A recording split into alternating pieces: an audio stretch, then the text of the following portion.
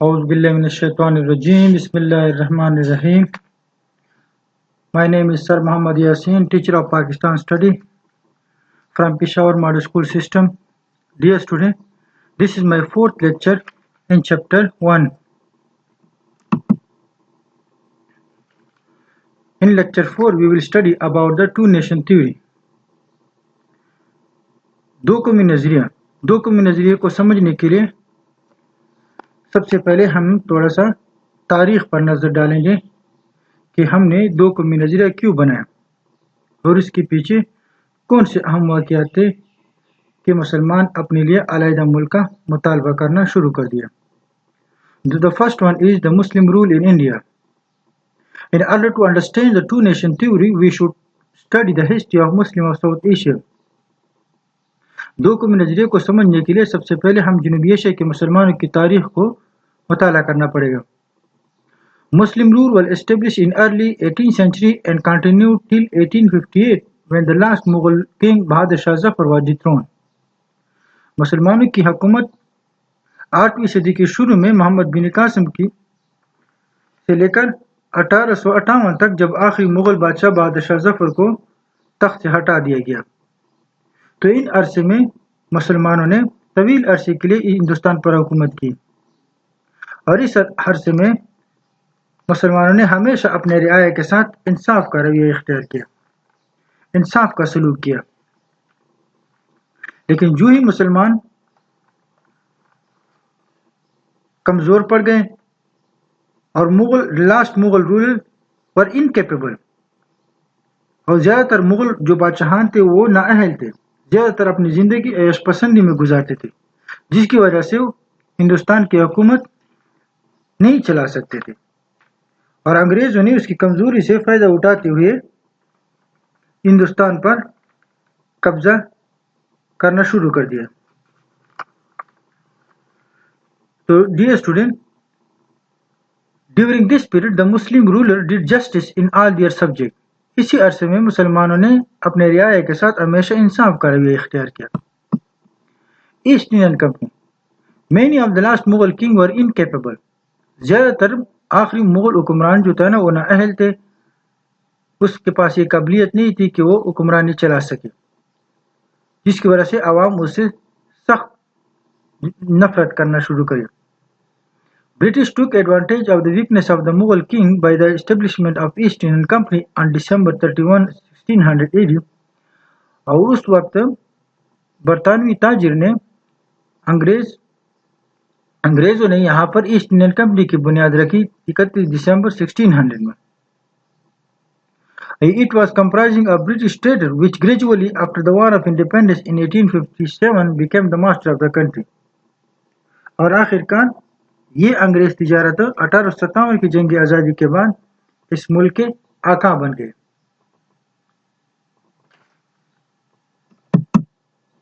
To nation theory by sir Syed Ahmad Khan. Sir Syed Ahmad Khan बच्चों 1817 में दिल्ली में पैदा हुए थे. In early phase of his practical life he was in favour of United Indian nationalism. अपनी अमली ज़िंदगी में सबसे पहले वो मुत्तहिद हिंदुस्तान के नज़रिए के हामी था. But in letter development and events he change his idea. लेकिन बाद के जो वाक़यात और हालात की वजह से सर सैयद अहमद खान ने ये नज़रिया दोबारा यूनाइटेड इंडियन नेशनलिज्म से दोबारा टू नेशन थ्योरी अपनाया गया. इस नज़रिए को फिर दोबारा छोड़ दिया गया.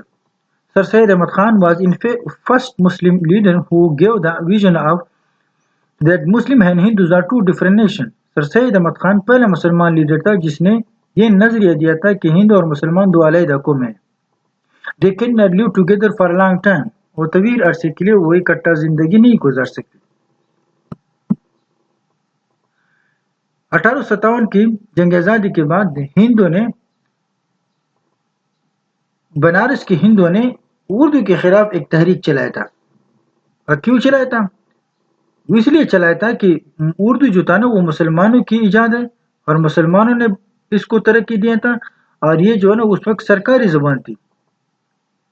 تو ہندو نے انگریز حکومت سے یہ مطالبہ کیا کہ اردو کو ختم کر کے اس کی جگہ ہندی زبان کو رائج کیا جائے، تو اس پر مسلمان سخت ناراضگی کا اختیار کیا گیا۔ In 1867 Hindus of Banaras started a movement against Urdu.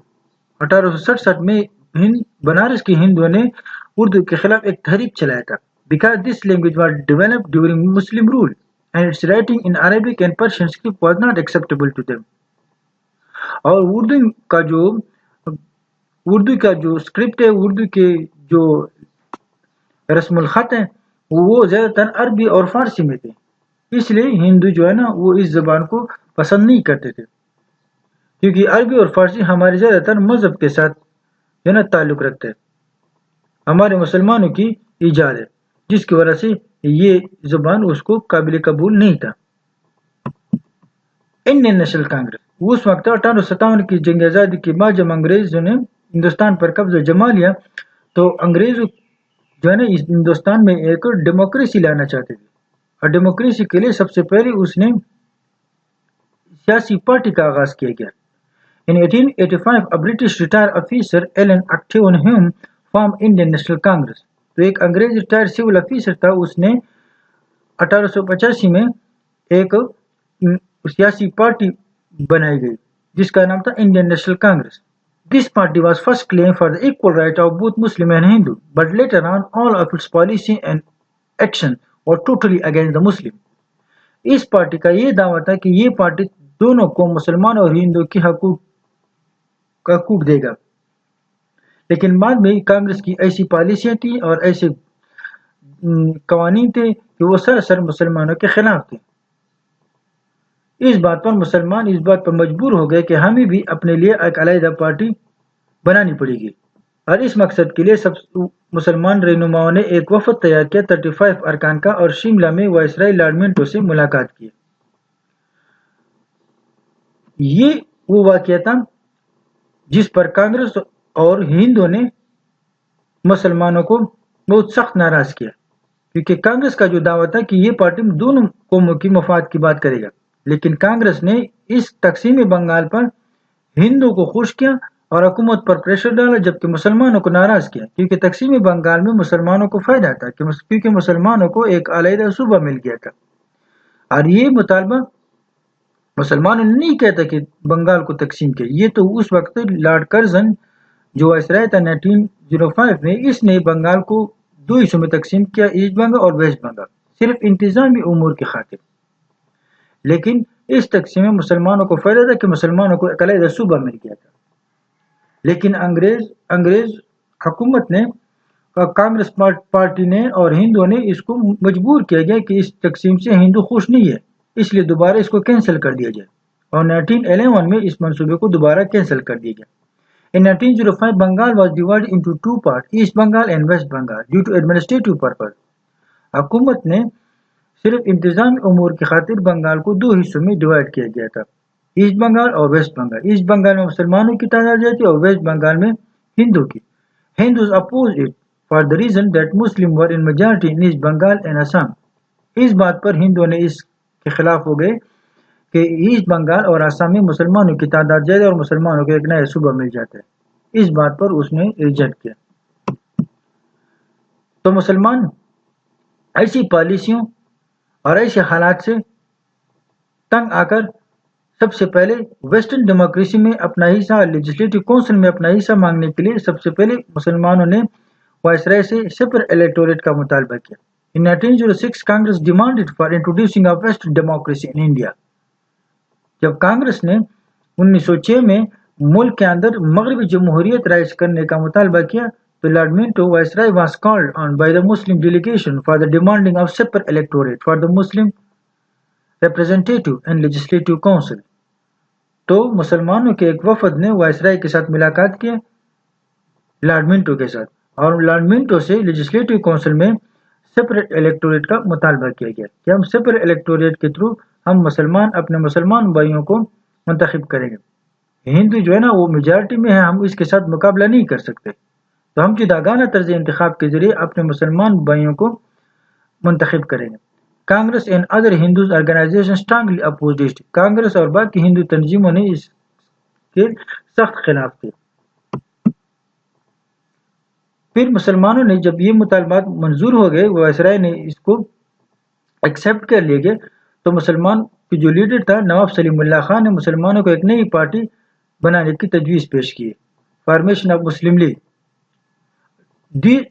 These such circumstances compel Muslims to felt the need of political party कि मुसलमानों को इस बात पर मजबूर किया कि हमें भी एक सियासी पार्टी होनी चाहिए ताकि हम भी कांग्रेस की तरह हुकूमत से अपने मुतालबात मंजूर करवा सके और हुकूमत के सामने अपना पॉइंट ऑफ व्यू पेश कर सके. तो sir Salimullah Khan the Muslim League was formed on December 30, 1906 in Dhaka, Bangladesh at the residence of Nawab Salimullah Khan.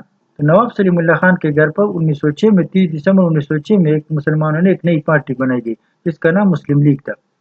Muslim league struggle for the protection of both Muslim interest from 1906 to 1928. तो मुस्लिम league ने मुसलमानों की हकूक को हिफाजत के लिए 1906 से लेकर 1928 तक मुसलमानों के हकूक की बात की. हिंदुस्तान में कभी भी एक अलग मुल्क का मुतालबा नहीं किया था, लेकिन बाद में ऐसे वाक़यात हो गए कि मुसलमान इस बात पर मजबूर हो गए कि हम अपने लिए अलग मुल्क बनाएंगे. और उसमें ये this event was Nehru report. The Nehru report compelled the Muslim and they demanded a separate state for themselves. क्योंकि इस नेहरू रिपोर्ट में जो मोतीलाल नेहरू था, जो कांग्रेस का लीडर था, उस वक्त ऐसी रिपोर्ट पेश किए गए जो सरासर मुसलमानों के मफाद के खिलाफ थे और इस नेहरू रिपोर्ट ने सेपरेट इलेक्टोरेट को मुस्तरद कर दिया गया. इन 1928 all party conference of Indian were convened to think over the unanimous constitution for India. 1928 में एक ऑल पार्टी कॉन्फ्रेंस हो गई थी हिंदुस्तान में कि हम पूरे हिंदुस्तान के लिए एक मुतफिका आइन पर गौर करेंगे. For this purpose a committee was form where Hindus and Congress leaders were in majority.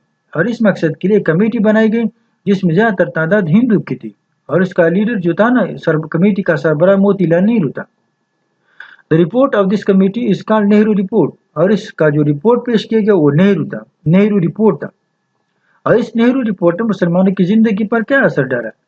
This report was totally against the Muslim interest. और ये जो रिपोर्ट था वो सरासर मुसलमानों के मफाद के खिलाफ था. Hindu Muslim unity finish for ever and the Muslim felt insecure in United India under the Hindu majority.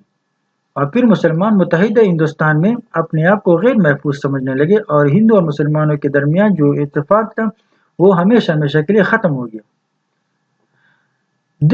The historical point where the ideology of Pakistan was born from two nation theory. और दो कौमी नजरिए जो सर सैयद अहमद खान से आता रहा और आखिरकार इस दो कौमी नजरिए की बुनियाद पर मुसलमानों ने अपने लिए अलग मुल्क का मुतालबा किया जिसको आइडियोलॉजी ऑफ पाकिस्तान कहते हैं. At this pressing turn, Quaid-e-Azam said, "From here our modes are different." इस मौके पर कायद-ए-आज़म ने भी कहा था कि यहाँ से आपके और हमारे रास्ते जुदा-जुदा. In the response of Nehru report, Quaid-e-Azam presented famous 14 point in 1929. और इस नेहरू रिपोर्ट के जवाब में कायद-ए-आज़म ने अपना तारीखी 14 नुकात पेश किए थे. So this is the evolution of two nation theory and elucidate the ideology of Pakistan. Dear student, I hope you should understand my lecture. Thank you. Stay home and take care of your own health.